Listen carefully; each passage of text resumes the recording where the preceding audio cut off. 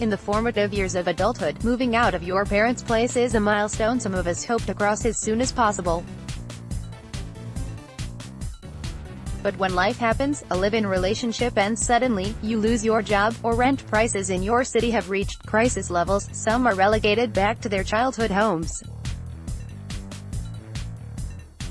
While it's undoubtedly a privilege just to have that option to fall back on, the challenges can be plentiful. On Tuesday, a judge ordered a 30-year-old man in upstate New York to move out of his parents' house. Reportedly, his parents issued him several eviction letters and even offered him $1,100 US to help him secure a place to stay. The parents going to court to evict their very adult children from their homes is a rarity. Living with your rents in your 20s can have its own set of horrors. And that's not to mention the societal stigma that can go along with it. So, we interviewed people who've lived through it. Naked dad and stolen weed. I've been living with my parents for just over 1 year. I moved out originally when I was 19. I was lucky to have an insanely cheap apartment really close to where I was working. Everything was dandy. Then, I got laid off from a job I was at for about 5 years. Then, the lease was up at my apartment. The owners wanted to do renovations. But really, someone moved in a few weeks later. We live in a really small apartment. I've been smoking weed since I moved out, every other day or every day. So, that had to change. My parents have a super smell. Even if I smoke outside and come in, that's a no-no. My brother, who is 24, lives with us too. I didn't expect him to steal weed from me when I grew up. I never thought when I grew up that I'd get annoyed by my family the same way I do with roommates when they just take up the kitchen for an hour about dishes. I definitely thought things like my dad walking around naked unannounced or knocking on my door just to tell me something that isn't important. I thought that would all stop when I was a teenager. But I came back to it just still happening. Joseph, 28, living with mom. With 2 toddlers, I lived with mom and her husband for about 4 months, and from there moved in with my grandma for another 4 months. I was 25 at the time. I had initially moved out just before I turned 19. I had 2 toddlers with me, which was a challenge all on its own. My biggest challenge was feeling unwanted and in the way. The entire situation was just entirely awkward. I had to share a small room with both of my children, so I had zero privacy. Towards the end it just got too much. We all shared different ideals of how the household should be and rarely agreed on anything. It got to the point where finding times to shower and planning meals was difficult for everyone involved. But my husband and I had separated, and I had nowhere else to go. My family was extremely supportive when it first happened. Even though it wasn't the greatest situation, it brought my mom and I a lot closer. I was working towards it slowly, but ultimately the lack of privacy and personal space is what pushed me to move out. After being on my own for so long, it was really hard to give that up. Ironically, we're renting a house from my mom now. It just kind of happened and worked out for everyone. We're looking into just buying it from them in the near future. Corinne, 27, suburban purgatory. I just moved back after graduating college a month ago. I lived at home until I was 20 and then lived on my own for a good 2 years, moved back in, then I moved out again for 3 years. That leads me to now. I stopped working to focus on my studies. I was broke and used home as a safety net. Living in the suburbs is challenging. They're very dry, it lacks culture. My mom's house is a few kilometers from the downtown core, but it's such a mindset difference. It's a slower pace, and it's very time-consuming.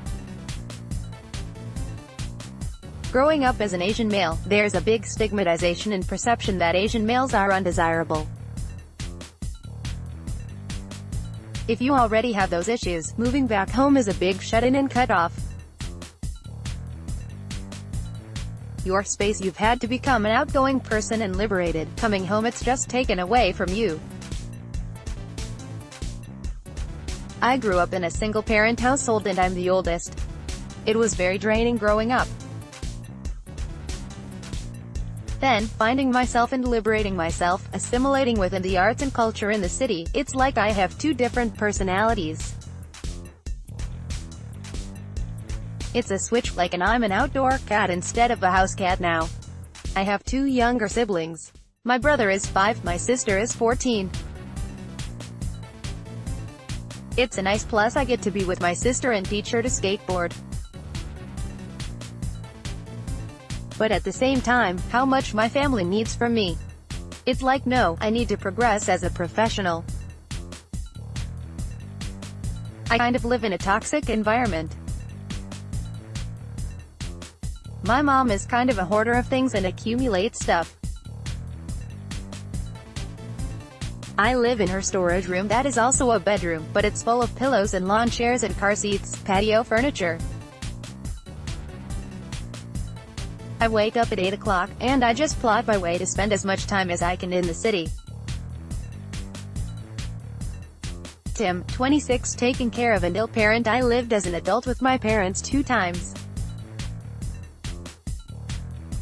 I didn't move out until I was 22. Then, I had to move back in at 27. My mom was ill with cancer. I was also living a financially unsustainable life in the big city, so moving home may have been inevitable anyway. I was in an unusual position. My mom never really wanted me to leave in the first place, so she was very welcoming when I came back. All of a sudden, this was my reality. I went from worrying about the next weekend, to worrying about appointments at the cancer clinic in literally the span of one plane ride. It was difficult to readjust to living with my mom.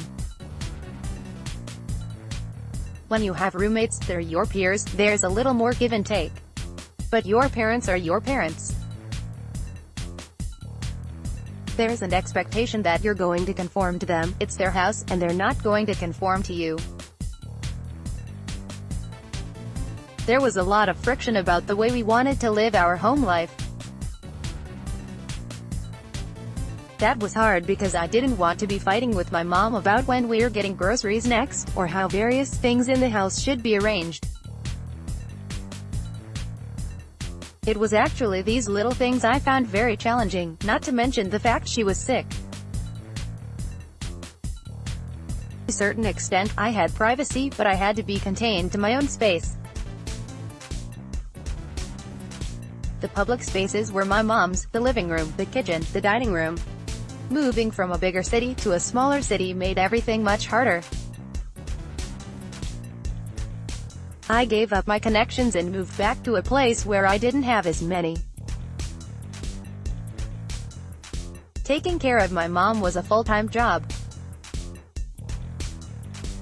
From the time she was awake to when she went to sleep, 7 a.m. to 7 p.m., I was on call. I definitely felt I had a closer and more adult relationship with my mom. I did whatever I could. I wasn't the happiest with the arrangement. I prefer to live alone. But I love my mom. I learned a lot, such as how to better manage my money. I would definitely do it again, especially because that was my mom's last year of life, and I got to share it with her. I've had to deal with a lot of unexpected consequences. I live in my mother's house. I inherited it, along with all of her possessions. It took me several years and several property tax bills to fully realize the sort of situation I was in. I honestly never seriously thought about what owning a home would mean either, how complicated, difficult, and expensive it is, how much goes into the upkeep of it. Now, I'm planning to move back to the big city. Chris, 30. These interviews have been edited for length and clarity. Sign up for the Vice Canada newsletter to get the best of Vice Canada delivered to your inbox daily. This article originally appeared on Vice.ca.